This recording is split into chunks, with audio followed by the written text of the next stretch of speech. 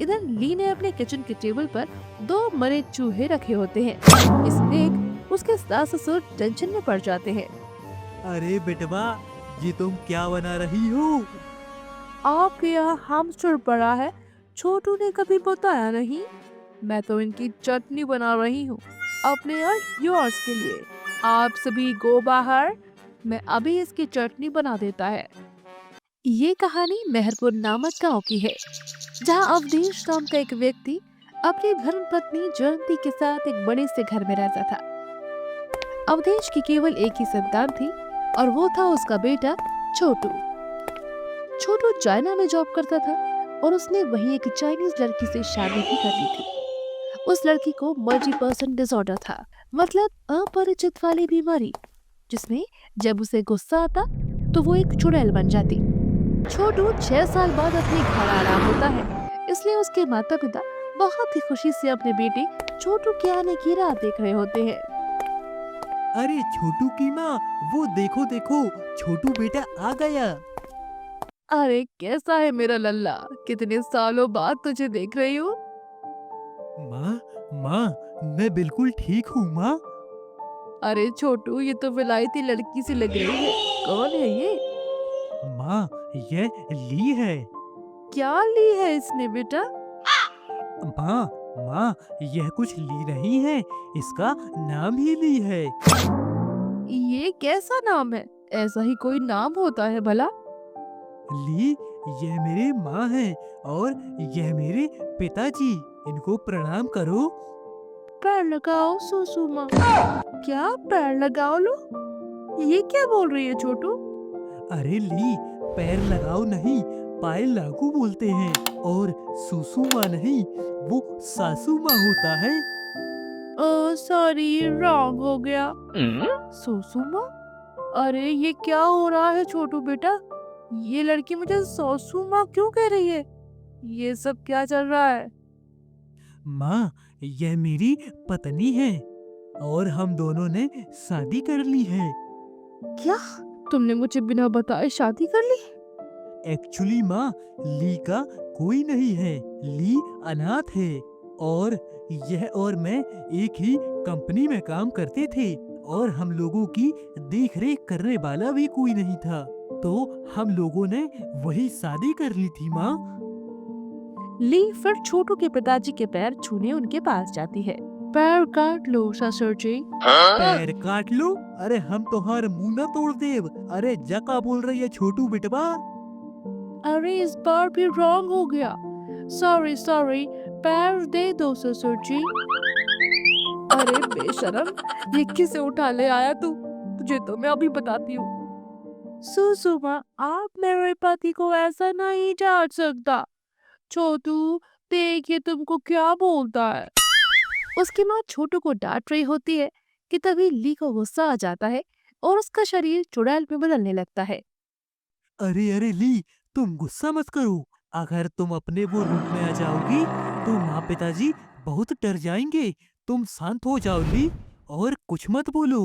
बाकी सब मैं संभालता हूँ। माँ, यह सब मैं आपको बाद में बताऊंगा। अभी बहुत थक गया हूँ। मुझे बहुत भूख लग रही है माँ।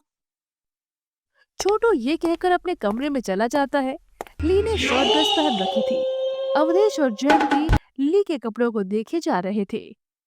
अरे ये कैसे आधे अधूरे कपड़े पहन रखे हैं इस लड़की ने?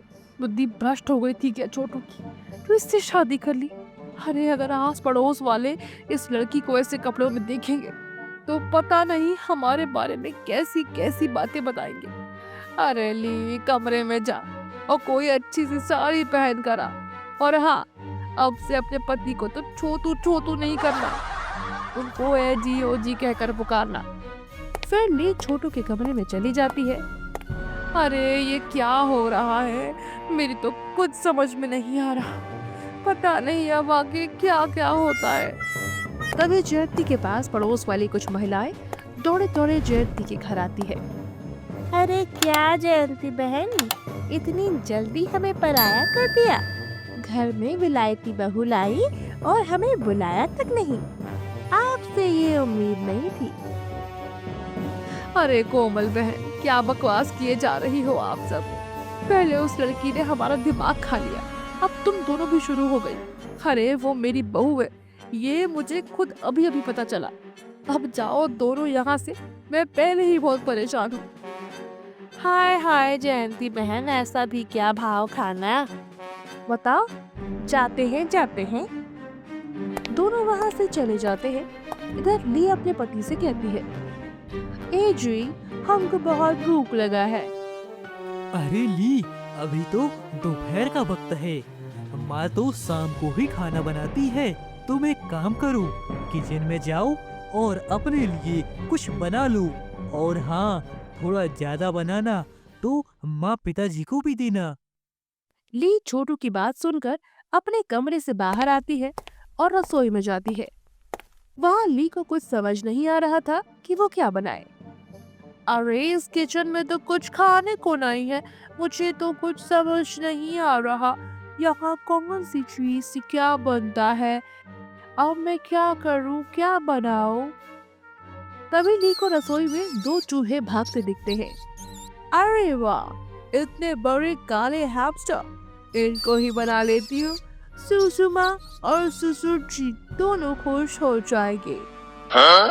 फिर ली उन चूहों को पकड़ने लगती है और उनको पकड़ने के चक्कर में पूरे किचन की अस्त-व्यस्त कर देती है। बर्तनों की खटपट सुनकर उसके सास और ससुर भी वहाँ आ जाते हैं।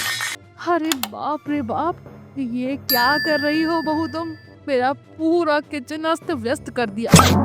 इधर ली ने अपने किचन के टेबल पर दो मरे चूहे रखे होते हैं। इसे देख उसके सास ससुर टेंशन में पड़ जाते हैं।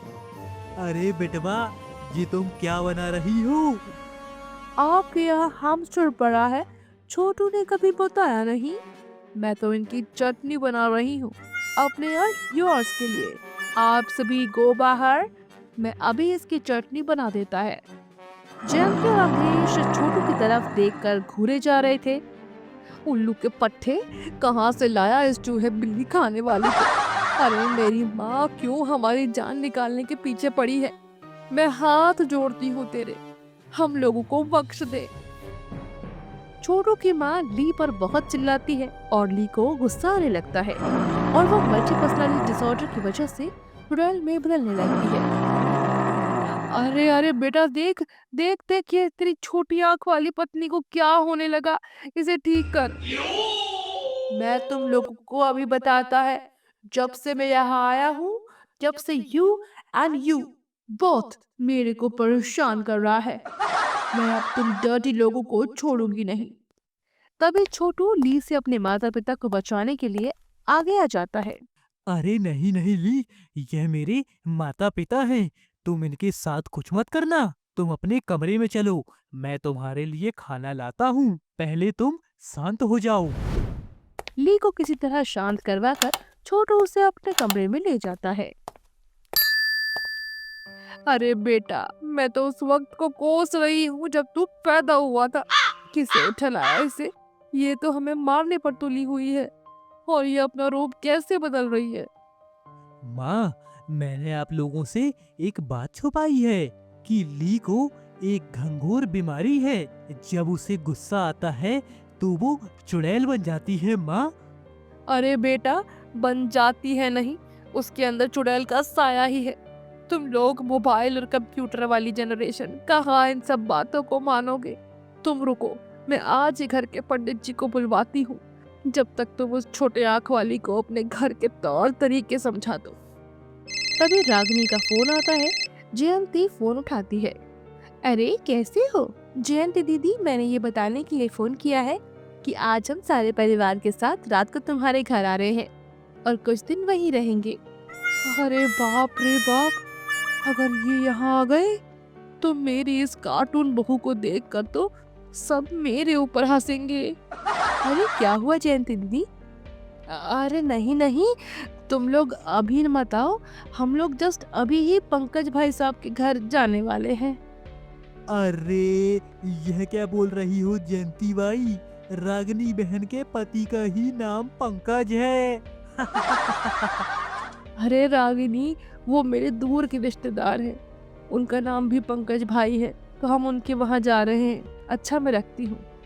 अरे अरे जयंती, इतना हड़बड़ा क्यों रही हो? क्या हो गया?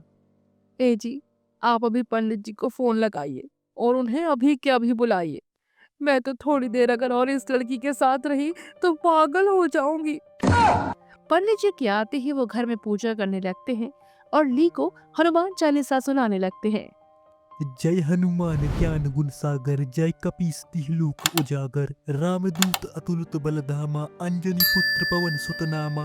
हे चाइनीज चुड़ैल, तुम लोगों का पत्ता हमारे इंडिया में नहीं चलेगा। हमारे प्रभु चाइनीज हो या श्रीलंका के किसी भी चुड़ैल या भूत की खटिया खड़ी कर देते हैं। चली जा इस ली के शरीर से, नहीं तो अभी तुझे भस्म कर देता हूँ। फिर चुड़ैल ली के शरीर को छोड़कर चली जाती है और ली बेहोश हो जाती है। अगले दिन ली सुबह सुबह उठकर बाहर जाती है। अपने विलायती बहू का ये अवतार देखकर जयंती अवधेश के होश उड़ जाते हैं। अरे ली, ये तुम हो क्या? जी मॉम जी, ये मैं ही हूँ।